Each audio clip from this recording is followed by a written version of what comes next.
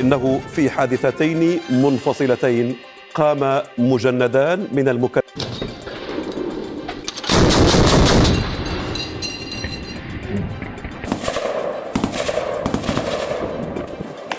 الطيار. ولهذا نقول بأنه جميع الأسباب هي نستطيع أن نقول حاضرة في مسألة تحطم هذه العسكري والاستراتيجي مع سلمى الجمل. سلمى تفضلي. شكرا لك رولا. أهلا بكم مشاهدينا إلى هذه النافذة العسكرية التي نتناول فيها إذنكم الصومالية دحدينا كيه الشيء إثيوبيا وقت كان كريسان وحين أنا مقاعد لكن إذنك الصومالي لا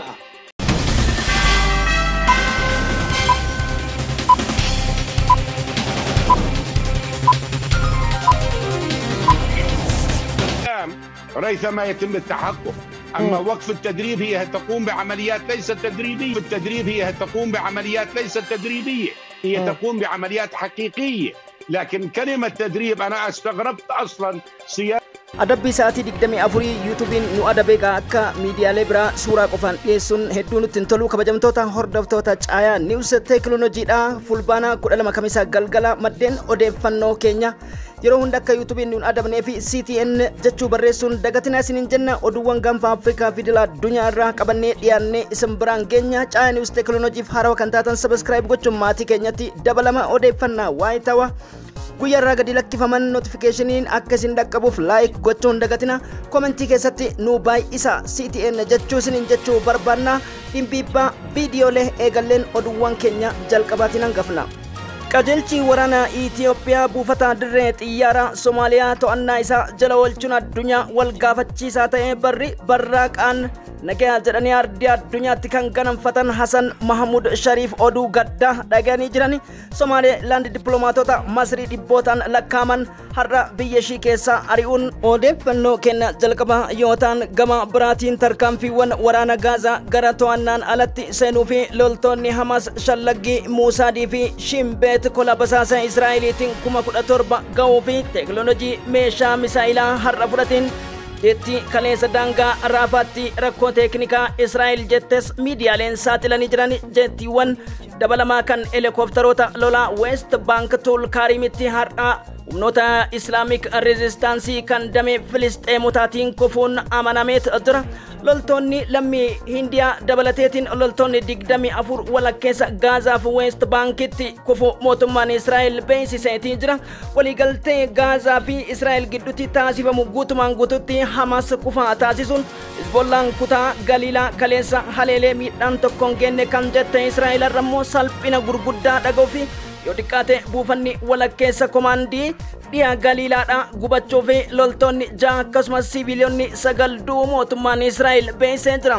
Akka Times of Israa'eliin jedhetti balballoomii gurguddoo keenya qabannee kan isin biraan geenyu yoo ta'u, Damaskoo kaaba baatti jettiiwwan Israa'el haleellaadhaaf mi'eeffatan akka dheengaddaatti jechaaf garasitti imalan loltoota Raashiyaatiin dhidhimaniitiin dachi nyaatanii jiran. Xiyyaarri kun xiyyaara Special America F-35 jedhamuun dhagahamee jira. Gama biraatiin Ameerikaa fi Raashiyaa wal gaarreeffannaa biraa darbee balastik misaayilii fi kurus misaayiliin hawtii kenname jeettii gurguddaa Ingilizii adamsuun akkasumas galoo galaana irratti jeettii waraanaa gama Israa'elitti imala ture karaa deebisuun hawtii wal gaafachiisaa ta'e. Kaleessa Hudaydaa fi dhiyaa Yemanii haleelaa kan oolan jeettiiwwan UK fi Ameerikaadha salphina gurguddaan deebi'uun dhagame. Hawtiin magaalaa Eelaat barbadeessuu fi qondaala kumaandara humnaa ajajaa addaa Hizbollaa kan ajjeeste roobii galgala Israa'el salphina gurguddaa har'a dhageette. Yeroo jalqabaa jedhamu danda'a sadarkaa jedhameen Teel Aviv sa'aatii gabaasni kun deemaa jirutti gubachaa jiraachuuf gammatti lammiileen 6 ajjeefamu. Walaana Israa'el keessa loltoota dubartoota 3 Hamas buutuun galaalcha keenya yoo ta'u, kabajamtoota hordoftoota keenya Itoophiyaan dirree xiyyaaraa kam to'atte kan jedhu hunda hanga Luuk Dooloo fi dirreewwan murteessaa ta'anii fi waraanni Gibsii wajjin qindoomeetiin garasitti imaluuf oduun jettus dhagaamtee jirti. Raayyaan ittisa Itoophiyaa yeroo kamiyyuu caala to'annaaf akkasumas humna aviyeeshinii fi misaayilota dabaltee dirree xiyyaaraa kana haleellaawwan barbaachisaa ta'e qophii ta'uun beeksifameetii jira. Garagalaalcha odeeffannoo kenna Raashiyaatiin wayita dabarru Raashiyaan kutaa Doominisk to'achuu fi sa'aatiiwwan muraasa naafe jechuun Ameerikaa irratti salphina uwwiseetii jira. Manni marii mootummoota gamtoomanii fi neetoon qoqqobbii Iraan haarawaa irra kaa'uudhaaf jedhan sagaleedhaan koffisu Chaayinaa akkasumas Raashiyaan kan fayyadamtu ta'uun gamanuma himanamaatiin jira. Yookaan qoqqobbiin dabalataa ta'uu taate Iraan tarkaanfiiwwan gurguddoo Israa'el kaartaa irraa haquu danda'u nan fudhadha jechuun ibsa baasteetii jirti. Kabajamtoota hordoftoota keenya odeeffannoo keenya kanaa fi kanneen birootis balballoomii keessatti isiniin dabaalleetii jirra. Maarreen xumura sagantaa keenyatti obsaan akka nu dhageeffattan abdii qabna isiniin jechuu barbaada. Gara dhimbiibbaa galaalcha maddeen balballoomii Gaazaa irraa kaasee hamma gaanfa Afrikaa, Raashiyaa fi Ameerikaa wal waraansa gurguddaa siyaasa Ameerikaa ammantana Doonaald Tiraamp fi Kamalaa Haaris sadarkaa hattuu doolaara miliyoona 400 jechuun Kamalaa Haaris jettee fi jibbituu sanyii Israa'eloota Tiraamp jedhetti galaalchi keenya odeeffannoon isin biraan gahaa hanga xumura sagantaa keenyatti laayik gochuun nu faana bu'a. Dawladaha federaalka xataa Itoobiya lafteeda marka garoomada xuduudaha lacagaha duulimaadyada waxyaabahaasi oo dhan inta badan waxaa xukuma ama sharciyan ayaga ee si gaara maamulkeeda u leh.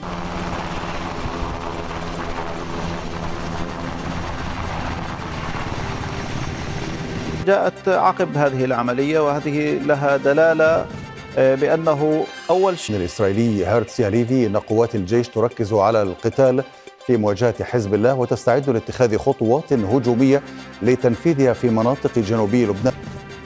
شكرا لك رولا. أهلا بكم مشاهدينا إلى هذه النافذة العسكرية التي نتناول فيها بالتحليل. الحشوة الأولى تخترق والحشوة الثانية تنفجر والنوع الثاني معظمه ما يطلق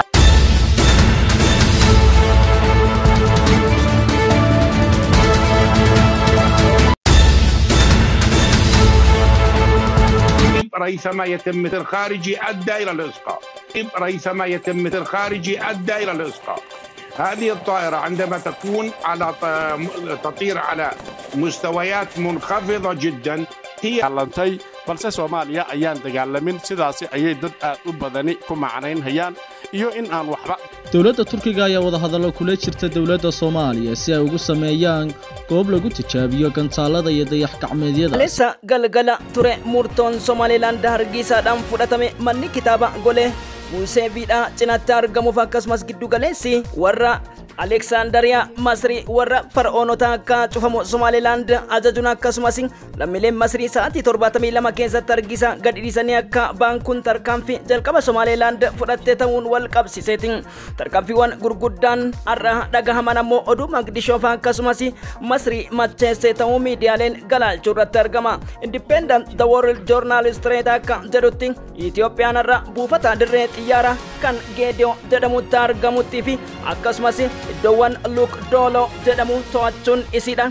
Akka loltoonni Masriidhaa tarkaanfiiwwan kamuu fudhachuu hin dandeenyee fi golga jalqabaa fi akkasumas blook gochuu ta'uu miidiyaaleen gabaasaa jiran. Uggura qofa osoo hin ta'in tarkaanfiiwwan humnoota maadheen kunneen Somaalii fi akkasumas Masrii dabalatee humnoota Al-Shabaab shoror keessaa gaanfa Afrikaatti fayyadamuudhaan loltoota Itoophiyaa miidhuu danda'an kan jedhaniin humnoota air defense irraa hanga jeettiiwwan teekinooloojii dhaloota afuraffaa hunda hamma humna qilleensa murna misk S-300tti garasitti fe'uun Itoophiyaan dirree to'annaa kana kan Somaaliyaa jala jiru harkatti deeffachuudhaan buna aannanii firraa dhugaa jiraachuun dubbittiin wariyaa warmadoobee Hasan Muhammad Sharif geette garamii taateen haa ta'uuti jaarsummaa fakkaachuun jiddu seentummaan Tarkii kun ammoo Ankaraan adeemsisiin deemaa jirtu Itoophiyaas ta'ee gaanfa Afrikaa fi hin tolu jedhamutti jira. Oomisha baalastikii fi yaaliiwwan baalastikii galaana gaanfa Afrikaa irratti yaalii taasisuu fi Ankaraan Tarkiin waliigaltee Maqdishoo waliin mallatteessitu kun yoo mirkanaa'e loltoonni waliigaltee kana taasisaniif dhibba darbee Ankaraatti kan imalan pirezidaant Al-Siisiin yaaliiwwan isaan deemanii fi hojiiwwan dippiloomaasii shirri isaan xaxaa jiran kun ammoo hariiroo Itoophiyaa fi Turkiis faalleessaa jedhamutti jira. Haa ta'u Itoophiyaan tarkaanfii kana fudhachuun ammoo xiinxaltoonni miidiyaalee idila addunyaa Aljaziiraa irraa kaasee Al-Arabiyaa miidiyaalee gurguddoo beekamoo akka DW fi RT irratti tarkaanfii cimaa fi murteessaa istirateejii lolaatis ta'eeti humnoota achirratti wal ga'uuf deeman karra ugguruudha akka ta'e balballoomaati jiran. Kanaan wal qabsiisee tarkaanfiiwwan sochii amma Masriin itti jirtu kun yoomillee kan Masrii miidhuun alatti hojii dippiloomaasiis ta'e hariiroo Somaaliyaa fi Itoophiyaa jidduu jiru kan Ankaraan guyyoota 5 booda gaggeeffamu jiru akka miidhuu danda'us gamanuma tilmaamni hin oollamne. Raayyaan ittisa biyya humna aaviyeeshinii cimaadhaan iddoowwan buufata xiyyaaraa bebbeekamoo kana kan kibba gara Jubbaatti jiru to'achuun murteessaa jedhamu maddeen Independent Associated Press, The Wall Journal Street في أفريكا نيوز قبع سنيتي جرو بشكل مفاجئ بأكثر من صاروخ من الطائرات الحربية الإسرائيلية محاولات الانتشال هنا من المقر الاحتياطي للفيلق الشمالي التابع لجيش الاحتلال الإسرائيلي في قاعدة عسكري والاستراتيجي مع سلمى الجمل. سلمى تفضلي.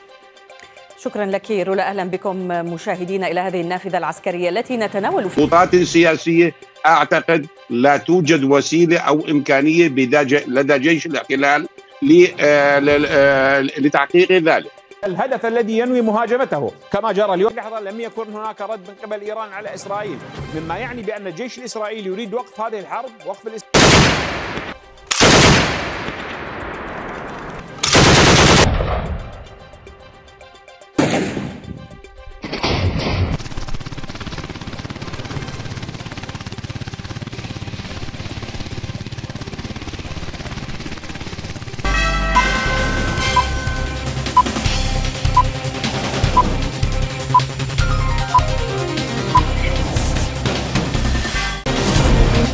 Gazaadha kaleessa walakkeessa kibba raafaatti helikoophtarii rakkoo teeknikaatiin Israa'el kufe jettu miidiyaaleen BBC, World Journal Street, Hindustan Times fi India dabalatee akka galaalchaa jiranitti haleellaa Birgeediyaal Qudduusiin qilleensa irratti erga rukutameeti booda fageenya imala kiiloomeetira 5 erga deemee booda helikooftariin kun caccabuu fi yoo xiqqaate loltoonni Israa'el 7 garmalee kan qaama miidhamanii fi kanneen 3 ta'an ammoo lubbuu dhabuun gabaafameeti ture. Lola taalalaalwaa har'a kan gabaasaa jiran miidiyaaleen loltoonni Israa'el 11 bakka tokkotti duucha guramtoota barbaaduudha. Sinaayiparoota Birgeedii Al-Aqsaatiin walirra ciciibsamuu fi reeffis har'a guuramuudha mootummaan Israa'el beeksiseeti jira.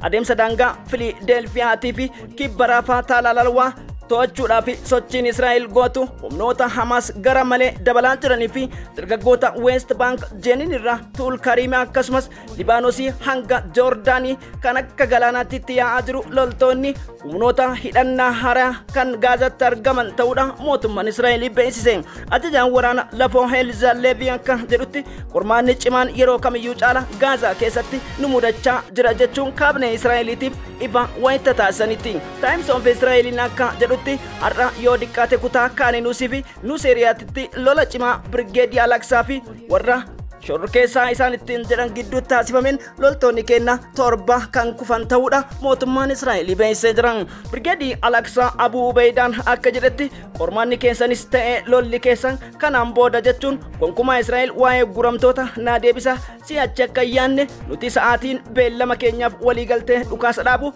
dheengadda ture jechuun Abuu Ubeydaan beeksisu Aljaziiraan damee afaan Arabaadha beeksisee jira. Tarkaanfiiwwan gurguddoo fudhataman keessa Jenin walakkeessa daangaa Tuul Kariim irratti helikooftariiwwan humnoota Filisxeem yookiin shororkeessitoota jedhanii humnoota poolisoota Faataa wajjin walitti bu'iinsa jiru irratti haleellaa fudhachuuf deeman helikooftoroonni 2 humna qilleensaatiin rukutamanii bu'uun ammoo Israa'eliif dubbittiin dubbii caaltu dhukkubbii biraa taate humna opereeshinii haaraa gaggeessina jechuun qajeelcha Netanyahuun dabarse lammiileen Israa'el balaaleffannaa itti fufanii jiran. Kabajamtoota hordoftoota keenya gabaasa kanatti dhiyaadha. قطاع غزة الجيش أنهك. الفرقة 98 تم سحبها قبل عدة أيام في حالة إعياء. الفرقة 36 سحبت منذ أمد بعيد.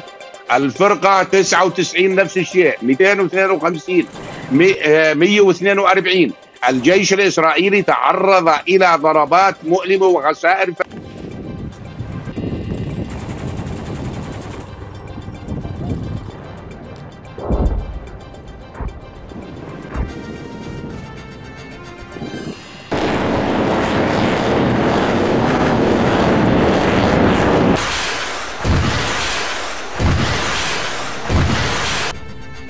الوادي المقدس إسنادا لغزة. إن القوات المسلحة اليمنية مستمرة في تأدية واجبات انتصارا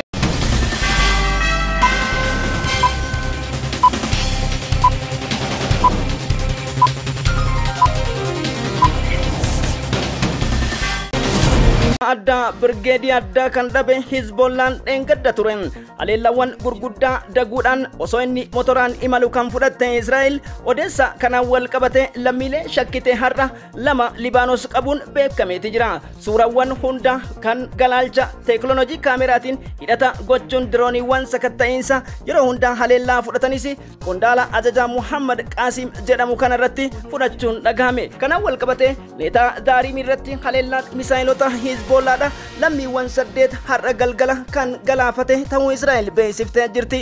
Gocha shororkeessummaa Hizbollaa kanaaf daangaa Libaanos seenaa jechuun birgeedii 6 guutuu kan ajajanii fi gama biraatiin miidhaa Hamaas irraa ka'een har'a galgala odeessa Aljaziiraan afaan Arabaadha. Loltoonni dubartoota 3 West Bankitti hidhattoota Hamaasiin qabamuudha Israa'el amanteen turre. Gaaffii kana wal qabsiisee Helzi Alleebii fi Daani'eel Hagarii gaafatamanii amma galgala immoo Times of Israa'eliin loltoonni dubartoota 3 kan sakatta'iinsa keella daangaa West Bank akkasumas Israa'el gidduu ture qabamuu isaaniidha amananii jiran. Kanaan wal qabsiisee immoo haleellaa sa'aatii 24 keessatti fudhateen lammiileen Filisxeemotaa 74 gammatti ajjeefamuudha Ministeerri Fayyaa Gaazaa beeksisee jira. Walumaa galatti lakkoofsi Filisxeemota Gaazaa keessatti du'anii 41 yeroo gahee jirutti haleellaan Hizbollaa immoo daranuu cimuu bira darbeetiin iddoowwan bu'uuraa fi magaalaa handhuura Galiilaa irratti dhaabbilee waraanaa haleeluun galgala kana wal gaafachiisaa jiran. Akka Almaasiraa fi Hindustaan Times of India jedhanitti lammii Indiyaas dabalate haleellaan har'a Israa'el gatii guddaa kafalchiise yoo xiqqaate sa'aatii 24 keessatti sibiilotaa fi waraana waliigalaa Israa'el 41 dhabu. Israa'el yoo beeksiftu gama biraatiin mormiin guramtoota keenya gannuu halakkisanii lammiileen Israa'eliidha Teel Aviivitti guyyaa 7ffaaf taasisan ammas cimee itti fufuun beekameeti jira.